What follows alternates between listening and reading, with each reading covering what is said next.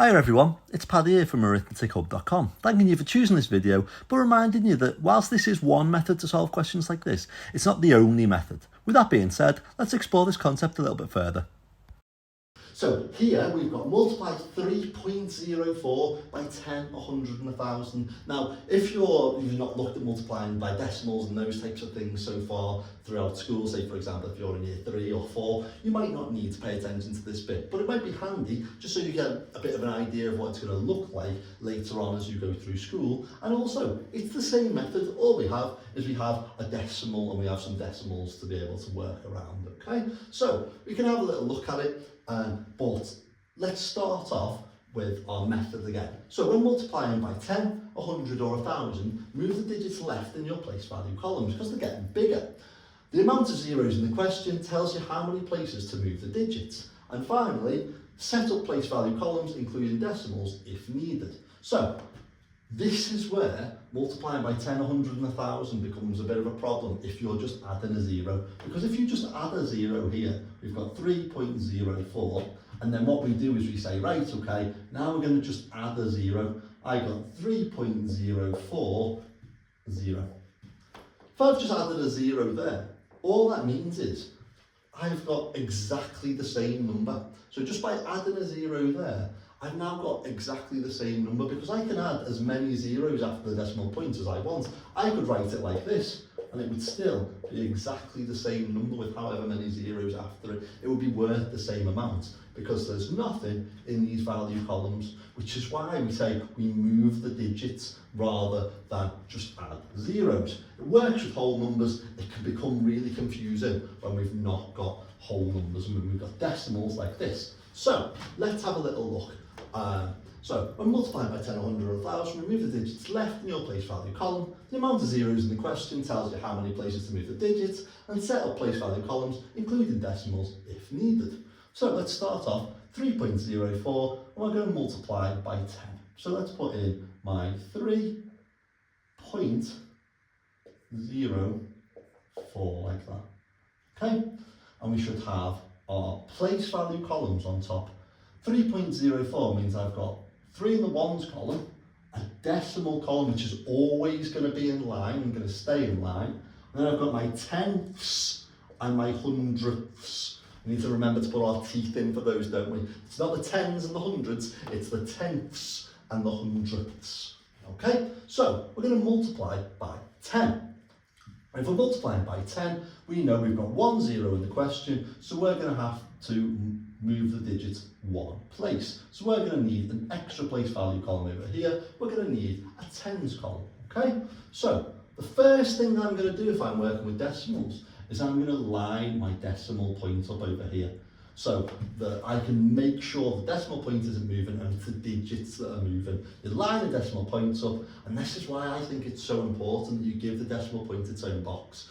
It doesn't matter if you do that or you don't do that. I just think it's really helpful if you give the decimal point its own box so that you can see, right, I need to line these up in the box in our maths book, okay? So we're moving the digits one place to the left, and we start at our lowest value column. We're going to start in our hundredths.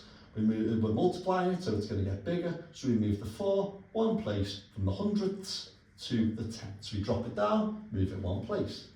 My placeholder of 0, I need to do the same with. I need to drop it down, I need to move it one place. And if I move it one place, it goes into the decimal. We can't put a 0 in the decimal point column. The decimal point column stays the same, it stays where it is. So what we would do is we would drop it down, we would move it from the tenths into the ones column. So our 0 drops down, moves from the tenths into the ones column.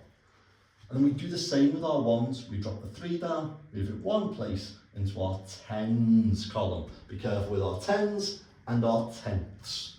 So when we've done 3.04 times by 10, we've got 30.4. Now we're going to multiply it by 100, okay? So let's set this up again. I'm going to sort of do it a little bit side to side here just so we can see a little bit of difference between each one of these questions because I don't want it to become too confusing. In fact, scratch that, I'm not going to do that. What I'm going to do is I'm going to line my decimal points up all the way down the page, okay? So I'm going to line my decimal points up because it's good practice to make sure that we are lining our decimal points up. So I've got 3.04 and I go back to that same number again, okay? I'm not using 30.4, I'm doing 3.04. And I've still got my tens, my ones, my decimal points, my tenths and my hundredths above. I can put those back in. I am going to do that because I think that's better practice, okay? But it's up to you if you want to do that. You might just keep the same ones that you've got over there. Now, here, I'm multiplying it by 100. So I know I'm moving it 2 places. So I need, if I've got 3.04 like this, I need to have 2 extra place value columns. They need to get bigger, don't they? So I'm going to add my tens and I'm going to add my hundreds, okay? And then I'm going to move my digits, okay? So I'm going to start my lowest place value column. I'm going to start my hundredths column. So I've got my 4, drop it down, move it 1 place to the left, and another place to the left over here, so it's in the ones column. I'm going to do the same with my tenths. Drop it down, move it 1 place, 2 places. And finally, with my ones, drop it down, move it 1 place, 2 places there like that. So 3.04 times by 100 is going to give us 304. And again, when you're just thinking about it, well, does that make sense?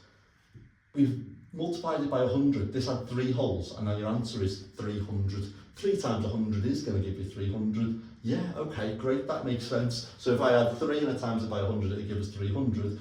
3.04 times by 100 going to give us 304. Yeah, that makes sense. It sounds about right. And sometimes it's handy when we're doing maths just to think, does it sound about right? Does it make sense? And if it does, that's a great start, okay? If it doesn't, those alarm bells need to start ringing and you can go, I don't know, doesn't sound about right. Maybe I need to think about checking this in some way, okay?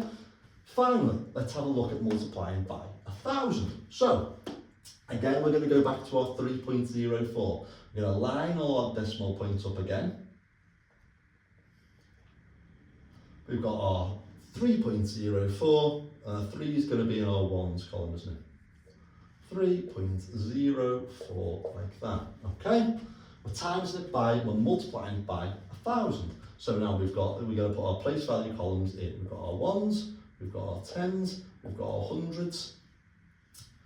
This time we're going to need our thousands as well, aren't we? Because there's 3 zeros in the question, so we need 3 extra place value columns. Tens, hundreds, and now we're going to need our thousands, okay? I can put in my tenths, and I can put in my hundredths. Again, I can put my teeth in to make sure I'm getting tenths and hundredths. Okay, so now what I'm going to do is I'm going to move each of these digits 3 places. Multiplying by 1,000, 3 zeros in the question, so I have to move each of the digits 3 places. Drop my 4 down, multiply it, drop my 4 down, I'm going to move it 3 places, place value places. 1, 2, 3, it's going to end up in my tens. Drop my 0 down for my tenths, I'm going to move it 1, 2, 3 places into my hundreds, and then drop my 0 down from drop my 3 down from my ones column into my tens, hundreds, and then my thousands.